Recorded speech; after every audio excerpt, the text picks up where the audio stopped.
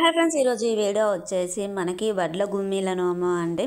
ఇది వచ్చేసి మనకి పాతకాలంలో అయితే అండి వడ్లను గుమ్ములలో అలా చిన్న చిన్న బుట్టలలో పెట్టి స్టోర్ చేసేవాళ్ళు కదా, అలాంటివి అన్నమాట. ఇది కూడా వచ్చేసి ఏంటనంటే మనకి గుమ్ములను మనము చక్కగా పసుపుతోటి రాసుకొని దానికి గంధము కుంకుమ బొట్లు అనేది పెట్టేసుకొని కావాలనుకునేవారు దానికి కంకణం కూడా కడుతున్నారండి. అది ఇంకా మన ఇష్టము.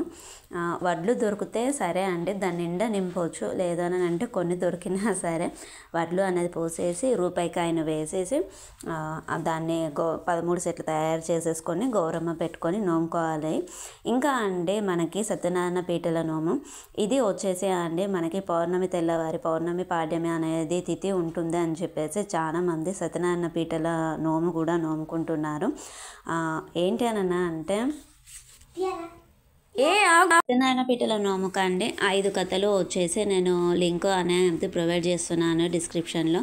ఎవరికైనా నోముకుంటే ఉపయోగపడుతుంది. మనము సత్యనారాయణ నోము అయితే ఏ విధంగా నోముకుంటామో అదే విధంగా అన్నీ పెట్టుకోవాలండి. మంగళారతి సెట్ పెట్టుకోవాలి, కలశము, ప్రసాదం గిన్నెలు, ఇంకా వచ్చేసి ప్రతిమలు దొరికితే ప్రతిమలు, అచ్చులు, ఫొటోస్ ఏదైనా పెట్టుకోవచ్చు. సత్యనారాయణ వ్రతానికి సంబంధించి 5 కథలు అనేది నేను డిస్క్రిప్షన్లో లింక్ ఇస్తున్నానండి. Okay friends, bye. ఉందాం ఇంకా మరి ఛానల్ని సబ్స్క్రైబ్ చేయండి, ఉన్న బెల్ ఐకాన్ని ప్రెస్ చేయండి. మేము పెట్టేటువంటి వీడియోస్ మీకు నోటిఫికేషన్ రూపంలో వస్తాయి.